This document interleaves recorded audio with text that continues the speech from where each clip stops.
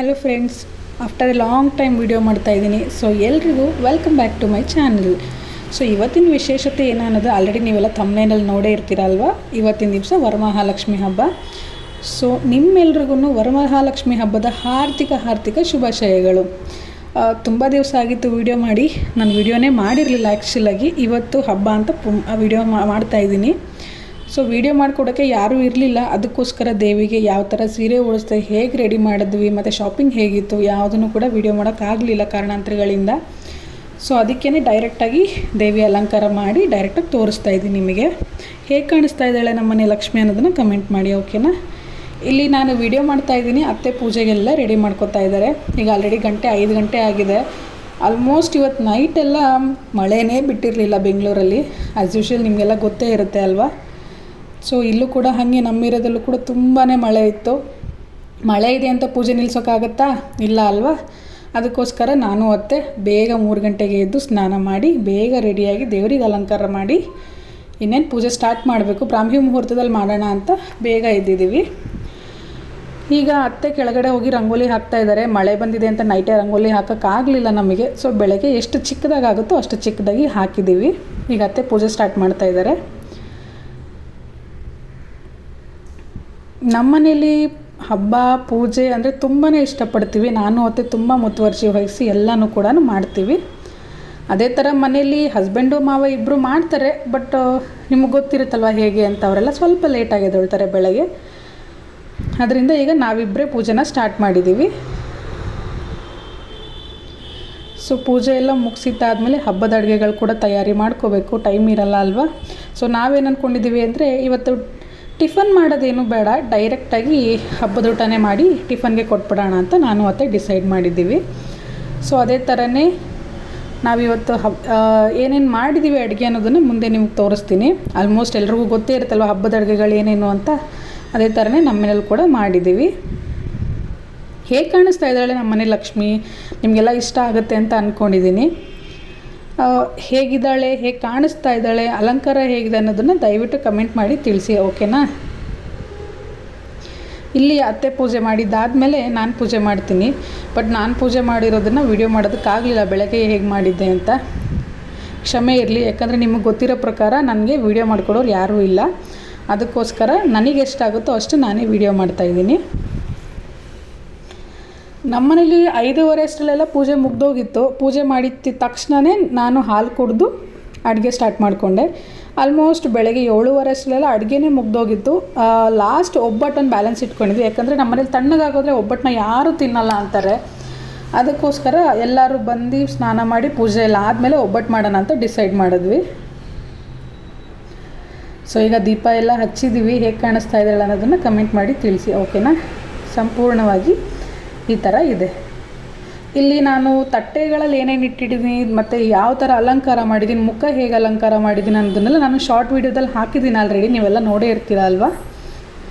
ನನಗಂತೂ ನಮ್ಮನೆ ಲಕ್ಷ್ಮಿ ತುಂಬಾ ಇಷ್ಟ ಆದ್ಲು. ಮತ್ತು ಈ ಹಾರ ಏನಿದೆ ಇದನ್ನು ರೆಡಿಮೇಡ್ ತಂದಿರೋದಲ್ಲ, ಹೂ ತಂದು ಮನೇಲೆ ಅತ್ತೆ ಹೊಲಿದು ರೆಡಿ ಮಾಡಿದ್ದಾರೆ. ಆದಮೇಲೆ ಈಗ ಅಡುಗೆ ಏನೇನು ಮಾಡಿದ್ದೀವಿ ಅಂತ ಅಂದರೆ ಮಾಮೂಲಿ ಒಬ್ಬಟ್ಟು ಮಾಡಿದ್ದೀವಿ, ಒಬ್ಬಟ್ಟಿನ ಸಾಂಬಾರು ಮಾಡಿದ್ದೀವಿ.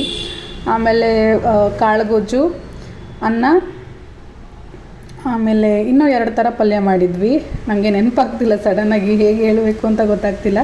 ನೆಕ್ಸ್ಟ್ ನಿಮಗೆ ಪ್ಲೇಟಲ್ಲೇ ಇರುತ್ತೆ, ತೋರಿಸ್ತೀನಿ, ಓಕೆನಾ.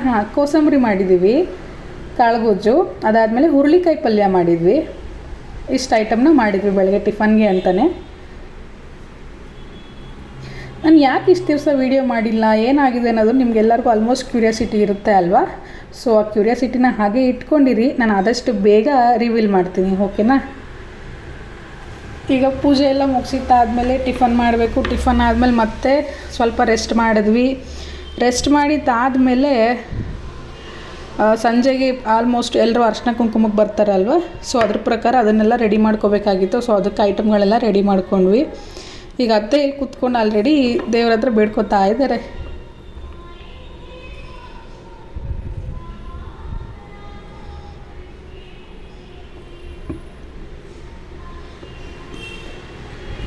ಹಾಗೆ ಈ ವಿಡಿಯೋದಲ್ಲಿ ನಮ್ಮ ಮನೇದು ಮಾತ್ರ ಅಲ್ಲದೆ ನನ್ನ ಅಮ್ಮನ ಮನೇಲಿ ಯಾವ ಥರ ಮಾಡಿದರು, ಅಂದರೆ ಯಾವ ಥರ ಅಲಂಕಾರ ಮಾಡಿದರು, ದೇವ್ರಿಗೆ ಹೇಗೆ ಕೂರಿಸಿದ್ರು, ಮತ್ತು ನನ್ನ ಆಂಟಿ ಮನೇಲಿ ಅಂದರೆ ಮಂಜುಳಾ ಅಂತ ಹೇಳ್ತಿರ್ತೀನಲ್ಲ, ಸೊ ಅವ್ರ ಮನೇಲಿ ಯಾವ ಥರ ಅಲಂಕಾರ ಮಾಡಿದರು ಅನ್ನೋದನ್ನೆಲ್ಲನೂ ಈ ವಿಡಿಯೋದಲ್ಲಿ ಒಂದೊಂದು ಫೋಟೋ ಆ್ಯಡ್ ಮಾಡಿದ್ದೀನಿ. ಓಕೆನಾ?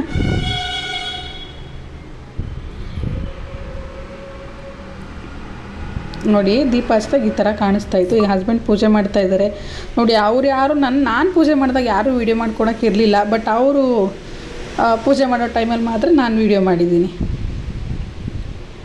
ಸೊ ಪೂಜೆ ಎಲ್ಲ ಮುಗಿಸಿದ್ದಾದಮೇಲೆ ಟಿಫನ್ ಮಾಡ್ತಾಯಿದ್ದೀವಿ. ನೋಡಿ ಇಷ್ಟು ಐಟಮ್ ಇದೆ. ನೈವೇದ್ಯಕ್ಕೆ ಅಂತ ಹೇಳಿ ಸಜ್ಜಿಗೆ ಮಾಡಿದ್ದೆ, ಸಾರಿ ಅದನ್ನು ಹೇಳೋದನ್ನು ಮರ್ತೋಗಿದೆ ನಾನು. ಸಜ್ಜಿಗೆ ಮಾಡಿದ್ವಿ. ಸೊ ಇದಾದಮೇಲೆ ಸಂಜೆ ಪೂಜೆ ಮಾಡ್ತಾಯಿದ್ದಾರೆ ಅತ್ತೆ.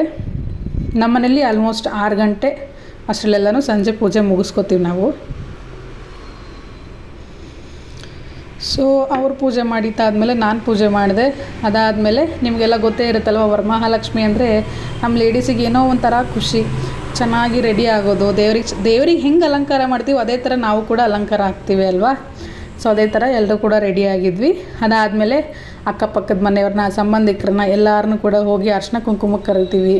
ಅವರೆಲ್ಲ ಬಂದು ನಮ್ಮ ಮನೆಗೆ ಅರ್ಶಿನ ಕುಂಕುಮ ತೊಗೊಂಡಿದ್ದಾದಮೇಲೆ ನಾವು ಅವ್ರ ಮನೆಗೆ ಹೋಗ್ತೀವಿ.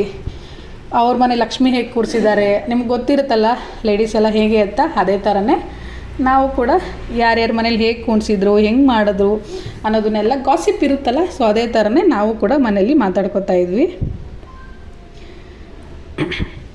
ಇಷ್ಟೇ ಫ್ರೆಂಡ್ಸ್ ಈ ಹಬ್ಬ ಅನ್ನೋದು. ಹಬ್ಬ ಎಲ್ಲ ಆದಮೇಲೆ ಮುಂದಿನ ದಿವಸ ರಾಖಿ ಹಬ್ಬ ಇತ್ತು, ನಿಮಗೆಲ್ಲ ಗೊತ್ತೇ ಇರುತ್ತೆ ಅಲ್ವಾ. ಸೊ ಅದು ವೀಡಿಯೋ ಕೂಡ ನಾನು ಇದರಲ್ಲೇ ಆ್ಯಡ್ ಮಾಡಿದ್ದೀನಿ. ನಾನು ಸಪ್ರೇಟಾಗೇನು ವೀಡಿಯೋ ಮಾಡೋಕ್ಕೆ ಹೋಗಲಿಲ್ಲ, ಯಾಕಂದರೆ ನನಗೆ ಆಗಲಿಲ್ಲ ಕೂಡ ವೀಡಿಯೋ ಮಾಡೋದಕ್ಕೆ. ಅದಕ್ಕೋಸ್ಕರ ನನ್ನ ತಮ್ಮಗೆ ನಾನು ರಾಖಿ ಕಟ್ಟಿರೋದನ್ನು ಕೂಡ ಒಂದು ಸಣ್ಣ ಕ್ಲಿಪ್ ಆ್ಯಡ್ ಮಾಡಿದ್ದೀನಿ ಇಲ್ಲಿ. ಓಕೆನಾ? ಈಗ ಕಾಣಿಸ್ತಾ ಇರೋದು ನಮ್ಮ ಮನೆಯದು ಫೋಟೋ. ಈ ಥರ ನಮ್ಮ ಮನೇಲಿ ನಾವು ರೆಡಿ ಮಾಡಿದ್ವಿ. ಇದು ನನ್ನ ಆಂಟಿ ಮನೆಯದು ಆ್ಯಂಡ್ ಇದು ನಮ್ಮ ಅಮ್ಮನ ಮನೆಯದು. ಸೊ ಹಬ್ಬ ಮುಗ್ದಿತ್ತಾಗಿ ನೆಕ್ಸ್ಟ್ ದಿನವೇ ರಾಖಿ ಹಬ್ಬ ಇತ್ತಲ್ವ. ಸೊ ನಾನು ನನ್ನ ತಮ್ಮನಿಗೆ ಅಂತ ಹೇಳಿ ಬೆಳ್ಳಿ ರಾಖಿ ತೊಗೊಂಡಿದ್ದೆ. ಸೊ ಅದನ್ನೇ ಇಲ್ಲಿ ತೋರಿಸ್ತಾ ಇದ್ದೀನಿ ನೋಡಿ ಹೇಗೆ ಕಾಣಿಸ್ತಾ ಇದೆ ಅನ್ನೋದನ್ನು ಹೇಳಿ. ಓಕೆನಾ? ನಾನು ಕೆಲಸ ಮುಗಿಸ್ಕೊಂಡು ಅಮ್ಮನ ಮನೆಗೆ ಹೋಗಿ ಅಲ್ಲಿ ನನ್ನ ತಮ್ಮನಿಗೆ ರಾಖಿ ಕಟ್ಟಿದೆ. ಅವನಿಗೊಂದು ಆಸೆ ಇತ್ತು, ನನಗೊಂದು ಬೆಳ್ಳಿ ರಾಖಿ ಕಟ್ಟು ಅಂತ ಯಾವಾಗಲೂ ಕೇಳೋನು. ಸೊ ಅದೇ ಥರನೇ ನಾನು ಈ ಸಲ ಬೆಳ್ಳಿ ರಾಖಿ ತೊಗೊಂಡು ಅವನಿಗೆ ಕಟ್ಟಿದೆ. ಅವನು ಕೂಡ ತುಂಬಾ ಖುಷಿಯಾದ. ನನಗೂ ಅಷ್ಟೇ ಏನೋ ಒಂಥರ ಖುಷಿ, ರಾಖಿ ಹಬ್ಬ ಬಂತು ಅಂತ ಹೇಳಿದ್ರೆ. ಮತ್ತು ಇನ್ನೂ ನಾನು ಅಣ್ಣಂದಿರಿಗೆಲ್ಲನೂ ರಾಖಿಗಳು ಕಟ್ಟಿದ್ದೆ, ಬಟ್ ಯಾವುದನ್ನು ವೀಡಿಯೋ ಮಾಡೋಕ್ಕಾಗಲಿಲ್ಲ ಕಾರಣಾಂತರಗಳಿಂದ. ಸೊ ಅದಕ್ಕೆ ಅದನ್ನು ಯಾವುದನ್ನು ಇಲ್ಲಿ ನಾನು ತೋರಿಸಿಲ್ಲ. ಇನ್ಫ್ಯಾಕ್ಟ್ ಹೇಳಬೇಕು ಅಂದರೆ ನಾನು ಫೋಟೋಸ್ ಕೂಡ ತೊಗೊಂಡಿಲ್ಲ ರಾಖಿ ಕಟ್ಟಿರೋದು ಬೇರೆ ಅಣ್ಣಂದಿರಿಗೆಲ್ಲನೂ. ಸೊ ಇವನೊಬ್ಬಂದು ಮಾತ್ರ ನನ್ನ ಅಮ್ಮ ವೀಡಿಯೋ ಮಾಡಿಕೊಟ್ರು ನನಗೆ. ಅವರಿಲ್ಲ ಅಂದಿದ್ದರೆ ಈ ವಿಡಿಯೋ ಕೂಡ ಮಾಡೋಕ್ಕಾಗ್ತಿರ್ಲಿಲ್ಲ ಅನಿಸುತ್ತೆ. ಸೊ ಇಷ್ಟಿತ್ತು ಗೈಸ್ ಇವತ್ತಿನ ವ್ಲಾಗ್. ನಿಮಗೆಲ್ಲ ಹೇಗೆ ಅನ್ನಿಸ್ತು ಅನ್ನೋದನ್ನು ನನಗೆ ಕಮೆಂಟ್ ಮಾಡಿ. ಮತ್ತು ಏನಾದರೂ ಸಣ್ಣ ಪುಟ್ಟ ತಪ್ಪಿದರೆ ದಯವಿಟ್ಟು ನನಗೆ ಕಮೆಂಟ್ ಮಾಡಿ ತಿಳಿಸಿ. ನಾನು ಅದನ್ನು ಸರಿ ಮಾಡ್ಕೊಳ್ಳೋದಕ್ಕೆ ಪ್ರಯತ್ನ ಮಾಡ್ತೀನಿ. ಓಕೆನಾ?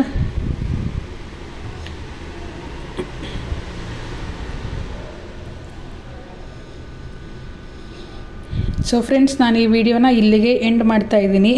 ನನ್ನ ವಿಡಿಯೋನ ಇನ್ನೂ ಯಾರೆಲ್ಲನೂ ಸಬ್ಸ್ಕ್ರೈಬ್ ಮಾಡದೆ ನೋಡ್ತಾ ಇದ್ದೀರಾ, ದಯವಿಟ್ಟು ಸಬ್ಸ್ಕ್ರೈಬ್ ಮಾಡಿಕೊಂಡು ನನ್ನ ವೀಡಿಯೋಗಳನ್ನ ನೋಡಿ. ಮತ್ತು ನನ್ನ ವೀಡಿಯೋಗಳನ್ನ ನೋಡಿ ನಿಮ್ಗೆ ಇಷ್ಟ ಆದರೆ ಲೈಕ್ ಮಾಡಿ, ಶೇರ್ ಮಾಡಿ ಹಾಗೂ ಕಮೆಂಟ್ ಮಾಡಿ. ಇನ್ನು ನಾವು ಹೊಸ ಪ್ರತಿಭೆ ಬೆಳೀತಾ ಇರೋರಲ್ವ, ಆದಷ್ಟು ಎಲ್ಲರೂ ಸಪೋರ್ಟ್ ಮಾಡಿ. ಇದೇ ಥರ ಇನ್ನು ಮುಂದೆ ಆದಷ್ಟು ವೀಡಿಯೋಗಳನ್ನ ಹಾಕ್ಲಿಕ್ಕೆ ಟ್ರೈ ಮಾಡ್ತೀನಿ. ಆ್ಯಂಡ್ ವೀಡಿಯೋ ಯಾಕೆ ಮಾಡಿಲ್ಲ ಅನ್ನೋದನ್ನು ಕೂಡ ಸದ್ಯದಲ್ಲೇ ರಿವೀಲ್ ಮಾಡ್ತೀನಿ. ಓಕೆನಾ? ಸೊ ಇದಾಗಿತ್ತು ಗೈಸ್ ಇವತ್ತಿನ ವೀಡಿಯೋ. ನಾನು ಇಲ್ಲಿಗೆ ಎಂಡ್ ಮಾಡ್ತಾಯಿದ್ದೀನಿ. Thank you so much.